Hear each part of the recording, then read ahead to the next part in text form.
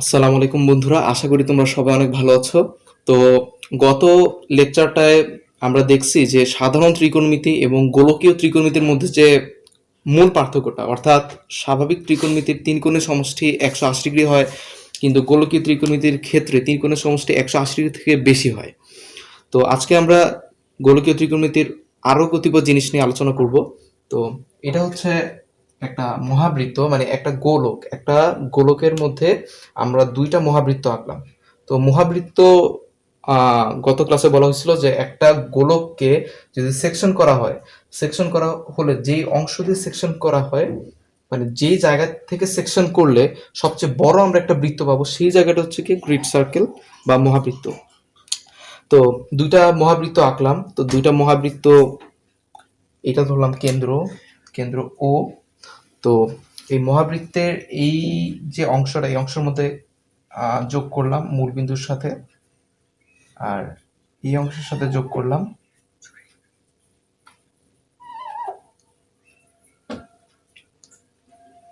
এটাকে বললাম এ, এটাকে বললাম বি, আর মধ্যবর্তী কোণ ধরলাম থিটা। তো এইটা হচ্ছে ধরলাম আর, আর ধরলাম আমি পি বিন্দু। তো এই যে মহাবৃত্ত দুইটা যে ছেদ করছে, তো এইখানে আমি ধরলাম যে কোণ উৎপন্ন হয়েছে এক্স ধরলাম, অর্থাৎ মানে এক্স কোণ।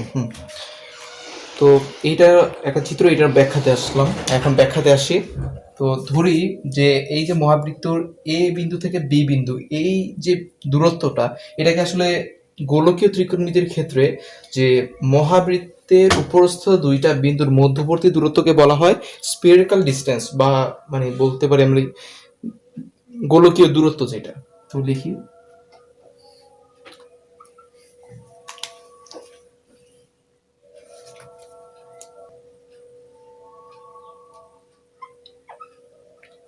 spherical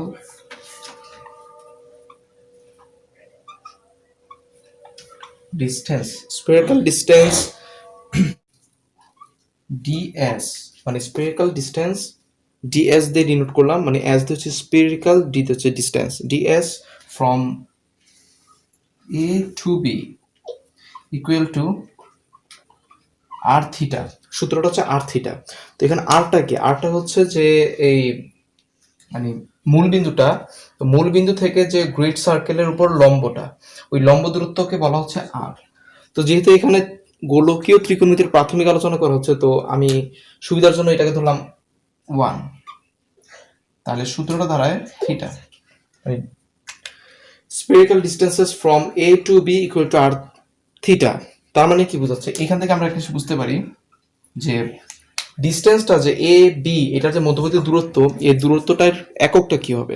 এককটা অবশ্যই এখানে মিটার বা সেন্টিমিটার হবে না, কারণ আমরা এখানে দেখতেছি যে spherical distances A to B equal to theta.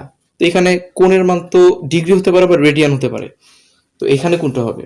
এখানে হবে যে রেডিয়ান কোণটা একক হিসেবে ব্যবহার হবে, কেন আমরা জানি যে বৃত্তের যে যত ইয়েগুলো, মানে কোণের মানগুলো সাধারণত রেডিয়ানে ব্যবহার করা হয়। তার মানে আমরা বলতে পারি যে এই থিটা, যে থিটার এককটা হবে রেডিয়ান।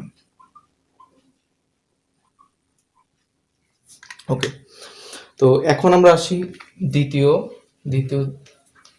জিনিস, সেটা হচ্ছে যে অ্যাঙ্গেলস বিটুইন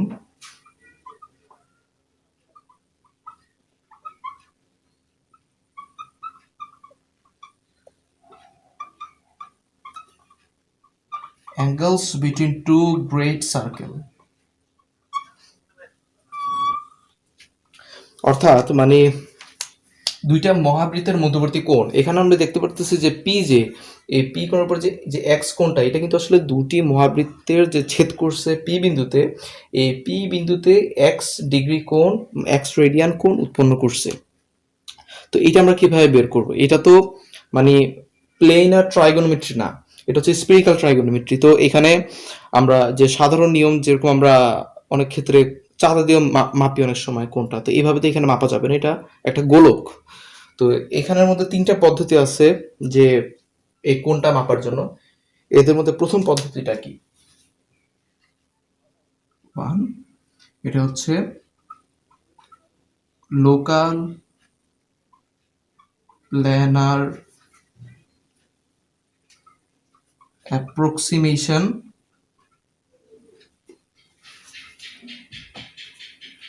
নিয়ার এ। এই পদ্ধতিতে কি করা হয়? তো এই পদ্ধতিতে করা হয় যে এই যে কোণটা, এটাকে আসলে একটা গোলক তখন ভাবা হয় না, এটাকে তখন টু ডাইমেনশনাল থিং মনে করা হয়। তো সেক্ষেত্রে এটাকে একটা কাগজ হিসেবে কল্পনা করা হয়। এটা একটা পদ্ধতি। তো কাগজ হিসেবে যদি কল্পনা করা হয়, এটা খুবই সিম্পল। তাহলে এই গোলকের দুইটা মহাবৃত্তকে এটা যদি আমি একটা পেজ হিসেবে কল্পনা করি, তাহলে চিত্রটা অনেকটা এমন আসে।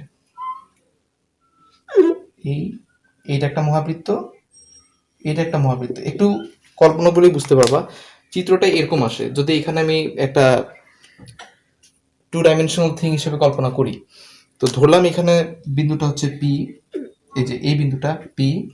তাহলে কি হবে? এই দুইটা মহাবৃত্ত যে বিন্দুতে ছেদ করেছে অর্থাৎ পি বিন্দু, এই যে কোণটা, এই কোণটাই হবে এক্স এর মান। এটা হচ্ছে প্রথম পদ্ধতি। এখন আসলে আমরা দ্বিতীয় পদ্ধতি।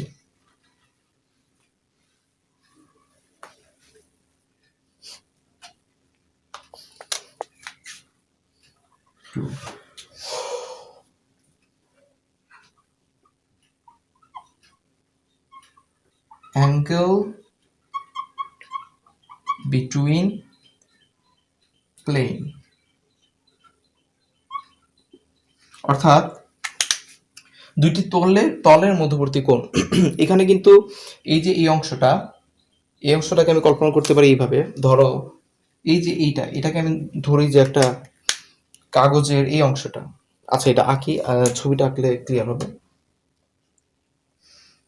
এই যে মহাবৃত্তটা, এই মহাবৃত্তকে আমি আঁকলাম একটা প্লেনের মতো বা তলের মতো আঁকলাম।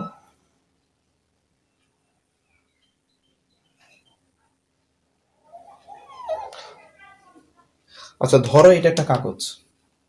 আমি একটা টেবিলের উপর কাগজ রাখলাম, একটা টেবিলের উপর কাগজটা রাখলাম। তো এইটা আমি এই মহাবৃত্তের জন্য একটা তল আঁকলাম। এখন আসে আমরা এই মহাবৃত্তের জন্য তল। এই মহাবৃত্তের তল আমি মনে করি যে কাগজের উপরে এই যে এই মহাবৃত্তের জন্য যে তলটা, এটা আমি খাড়া করে রাখলাম টেবিলের উপরে, মানে এই পৃষ্ঠার উপরে, কিন্তু টেবিলের সাথে লম্বভাবে রাখলাম।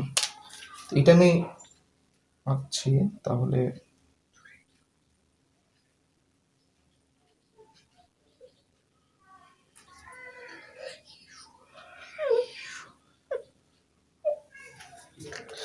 ধরো এটা আবার বলতেছি যে ধরো এই যে মহাবৃত্তটা, এই মহাবৃত্তের জন্য আমি একটা পৃষ্ঠা কল্পনা করলাম। এই যে এটা একটা পৃষ্ঠা কল্পনা করলাম যে টেবিলের উপরে আমি পৃষ্ঠাটা রাখছি।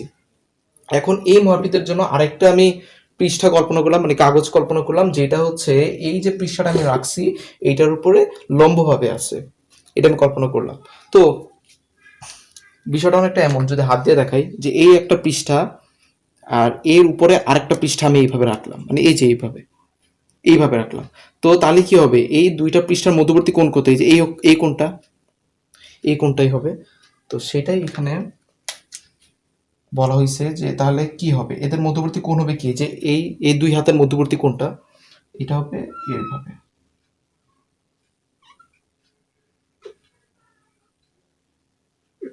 এইটাই হবে ওই কোণটা।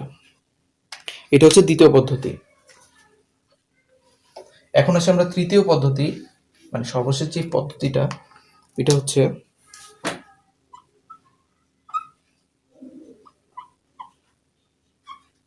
অ্যাঙ্গেল বিটুইন নর্মালস মানে লম্ব। এটাও মানে প্রায় আগের কনসেপ্টের কাছাকাছি।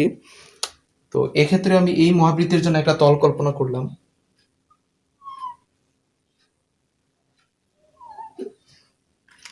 এই মহাবৃত্তের জন্য আরেকটা তল কল্পনা করলাম, মানে এটার উপরে।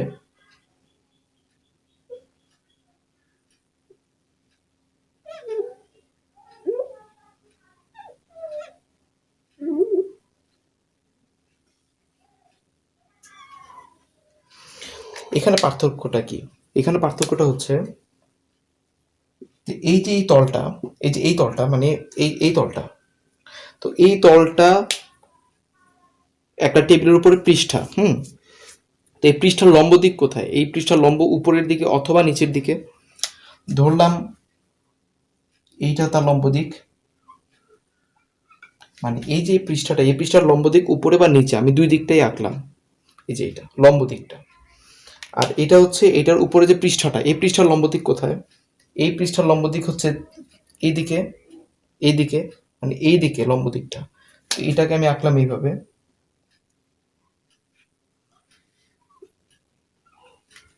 হুম তার মানে কি, দুইটা তলের পরস্পর যে লম্ব, এই দুইটা তল আঁকলাম, দুইটা তলের আবার লম্ব, সেই লম্বগুলো হচ্ছে এইটা আর এইটা, এই চিত্রটা আঁকলাম। তো এখন এদের মধ্যবর্তী কোণ এক্স হবে, যে এই যে দুইটা বিন্দু, এই দুইটা বিন্দু যে ছেদ করছে অর্থাৎ পি বিন্দু, এইখানে দেখো চারটা কোণ উৎপন্ন হয়েছে, এইখানে একটা, এইখানে একটা, এখানে একটা, এখানে একটা। কোনটা নিবা? তো ট্রেডিশন হচ্ছে সবসময় ছোট কোণটা নিতে হয়।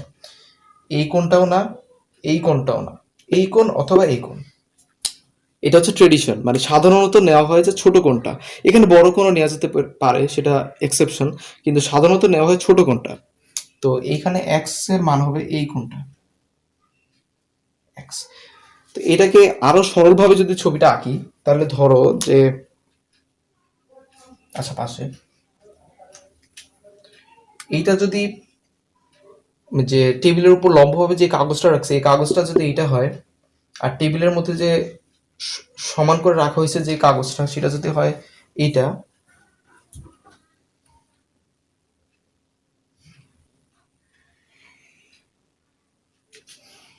তাহলে তাহলে এই যে এটা হবে, সরি সরি এখানে একটু ভুল হয়েছে। তো এইটা যদি হয় আসলে, মানে উল্লম্বভাবে রাখা যে কাগজটা, আর এইটা যদি হয় সমানুভাবে রাখা কাগজটা, মানে টেবিলের সাথে যে রাখা হয়েছে যে কাগজটা, তাহলে এই যে এই উল্লম্বভাবে রাখা হয়েছে যেটা, এটার লম্ব দিক কোথায়? এর লম্ব দিক হচ্ছে এইদিকে। আর এই যে আরেকটা যে রাখা হয়েছে, সমান অবস্থায় কাগজটা রাখা হয়েছে, এটার লম্ব দিক কোথায়? এইদিকে। তাহলে এদের মধ্যবর্তী কোণটা হবে কি, এই যে এই লম্ব আর এই লম্ব, এই দুইটা লম্বের মধ্যবর্তী কোণ ক্ষুদ্রতম কোণটা এক্স, এইটাই হবে এই এক্স এর মানটা। তো এই গেল আমাদের ত্রিকোণমিতিতে কোণের পরিমাপ, মানে গোলকীয় ত্রিকোণমিতিতে কোণের পরিমাপ।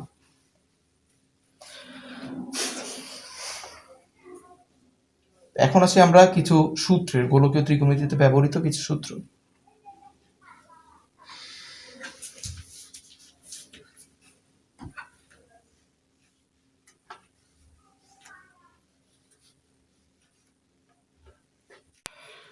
তো এটা একটা গোলক। গোলকের মধ্যে তিনটা মহাবৃত্ত আছে। এখানে একটা হচ্ছে মহাবৃত্ত, এই একটা মহাবৃত্ত, এই একটা মহাবৃত্ত এবং এই একটা মহাবৃত্ত। তো এইখানে এই মহাবৃত্তগুলোর আরেকটা পার্ট আছে, তো এটা আমি মানে চিত্রটা সরল করার জন্য আঁকলাম না। তো এই মহাবৃত্তের মধ্যে যে তিনটা ছেদবিন্দু আছে, মানে তিনটা মহাবৃত্ত পরস্পর তিনটা ছেদবিন্দু আছে। তো এটা ধরলাম, এটা হচ্ছে ভার্টেক্স এ, মানে ছেদবিন্দু ভার্টেক্স এ, ভার্টেক্স বি, ভার্টেক্স সি, মানে শীর্ষবিন্দু যেটা। তো এখানে স্পেরিক্যাল ডিস্টেন্স যেটা ধরলাম আমি, এখানে ছোট হাতের সি, এ, বি, এটা হচ্ছে স্পেরিক্যাল ডিস্টেন্স, অর্থাৎ এ এবং বি এর মধ্যবর্তী দূরত্বটা। তো এখানে প্রথমত যে সূত্রটা, সেটা হচ্ছে spherical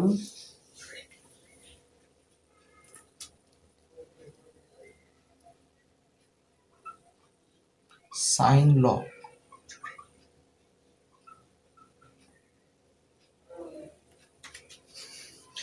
equal to sine A divided by sine ছোট হাতের এ, মানে স্পেরিক্যাল ডিস্টেন্সের A, equal to sine B divided by sine B, equal to sine C divided by ছোট হাতের সাইন সি। এটা হচ্ছে স্পেরিক্যাল সাইন ল। এখন আসি আমরা কোসাইন লতে। কোসাইন লর দুইটা দুইটা ল আছে। তো প্রথম লটা হচ্ছে কোসাইন ল 1, এটা হচ্ছে যে cos A equal to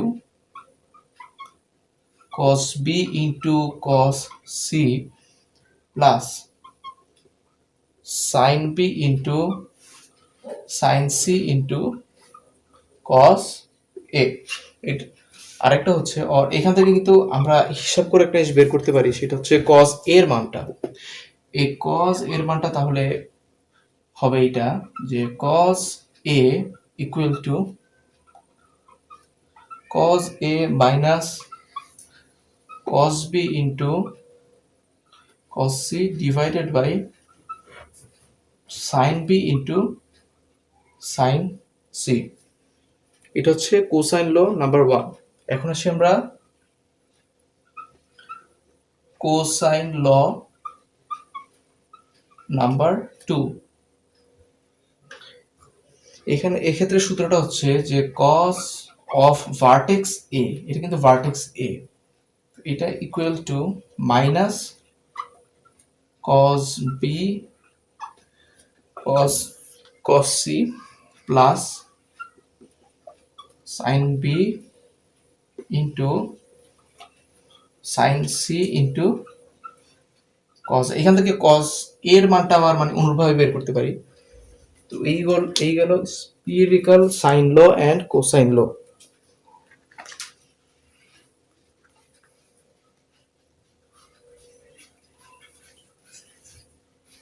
আচ্ছা, এখন আমরা ভার্টেক্স এ মনে করি যে এই দুইটা মহাবৃত্ত যে ছেদ করছে, এখানে যে এ কোণটা উৎপন্ন হয়েছে, এই কোণটা আমি ধরলাম π/2 অর্থাৎ 90 ডিগ্রি ধরলাম। তো আমরা জানি ত্রিভুজের একটা কোণ যদি 90 ডিগ্রি হয়, তো এখানে পিথাগোরাসের সূত্রটা আমরা অ্যাপ্লাই করতে পারি। তো এখানে আমরা পিথাগোরাসের স্পিরিক্যাল ট্রাইগোনোমেট্রিতে পিথাগোরাসের সূত্র আছে। পিথাগোরাসের সূত্র দুইটা আছে এখানে। প্রথম সূত্র হচ্ছে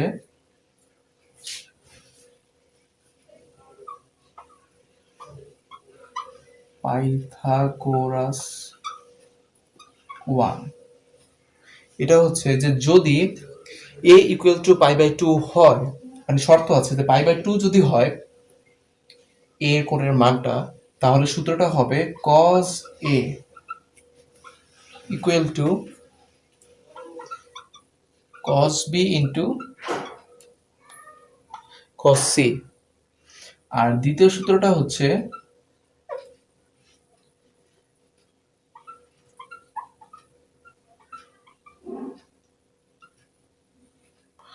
এটা হচ্ছে এক্ষেত্রেও কিন্তু এই শর্তটা প্রযোজ্য, মানে এর মানটা π/2 হবে।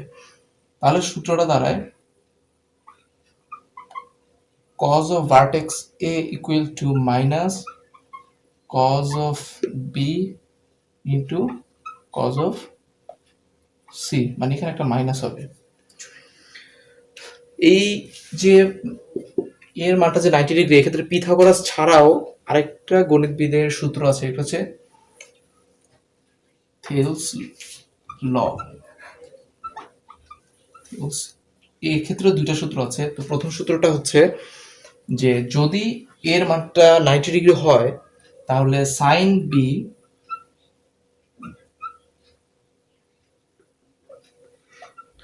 Equal to sine B into sine, sorry এখানে সাইন এ। আর দ্বিতীয় সূত্রটা হচ্ছে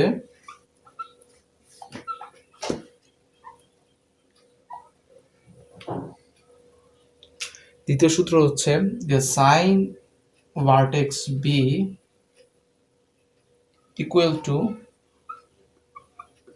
sign B into sine of vertex A. তো এই গেল থেলস ল। এখন আসি আমরা যে এখানে আরেকটা ল আছে, সেটা হচ্ছে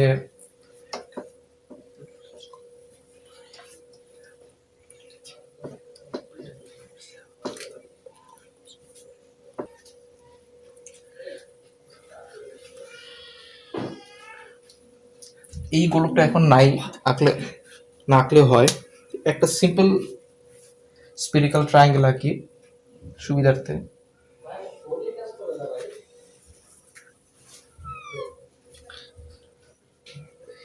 এটাকে ধরলাম ভার্টেক্স এ, এটাকে ধরলাম ভার্টেক্স বি, এটাকে ধরলাম ভার্টেক্স সি, এটাকে ধরলাম এ বি অ্যান্ড সি। এখানে একটা সূত্র আছে, সেটা হচ্ছে যে অর্ধকোণ, অর্থাৎ মানে হাফ অ্যাঙ্গেল ফর্মুলা।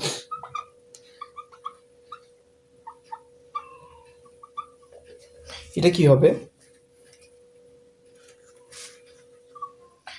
এটার সূত্রটা হচ্ছে যে sine of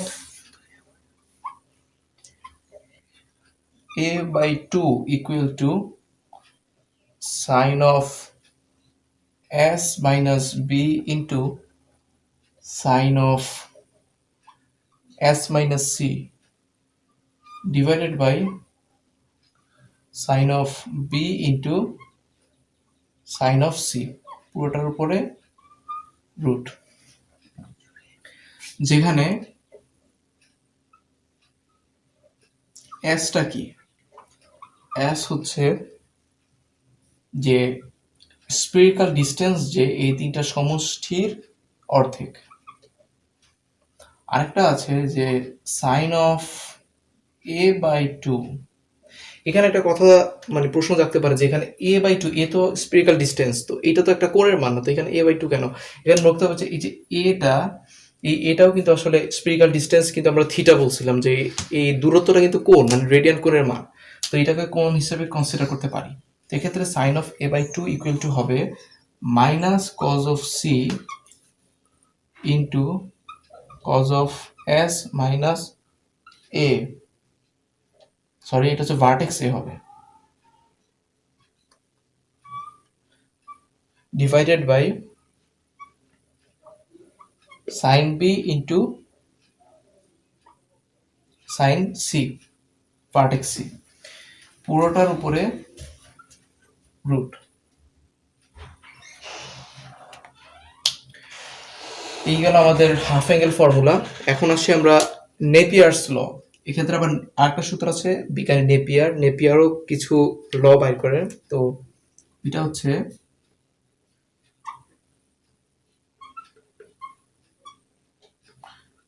নেপিয়ার্স law.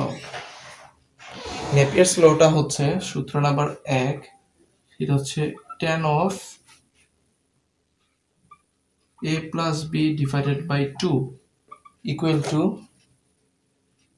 cos of a minus b by 2 divided by cos of a plus b divided by 2 into cot of ভার্টেক্সের c by 2। আর 2 নাম্বারটা হচ্ছে tan of a plus b divided by 2, এটা হচ্ছে spherical ডিস্টেন্সের a equal to cos of, আচ্ছা এটা একটু নিচে লিখি, cos of a minus b divided by 2 divided by cos of a plus b divided by 2 into tan of c by 2। এখানে c হচ্ছে spherical distance. তো এছাড়াও আরেকটা সূত্র আছে, সেটা হচ্ছে ডিল্যাম্ব্রেস ল।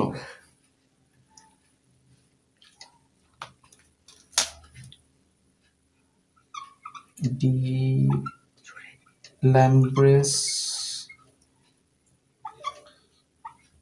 ল সূত্রটা হচ্ছে যে sine of A plus B divided by 2 divided by cos of c by 2, এই সিটা এখানে অবশ্যই কিন্তু ভার্টেক্সের c, equal to cos of a by a minus b by 2 divided by cos of c by 2। এই সিটা হচ্ছে ভার্টেক্সের c, আর এটা হচ্ছে স্ফেরিক্যাল ডিস্টেন্সের c। তো এই গেল মোটামুটি ত্রিকোণমিতির প্রাথমিক, মানে গোলকীয় ত্রিকোণমিতির প্রাথমিক আলোচনা। তো আশা করি ভিডিওটা ভালো লাগছে, আর যদি কারো কোনো প্রবলেম থাকে সেটা কমেন্টের মাধ্যমে জানাবেন। তো সকলে দোয়া করবেন। আর সুস্থ থাকবেন। আসসালামু আলাইকুম।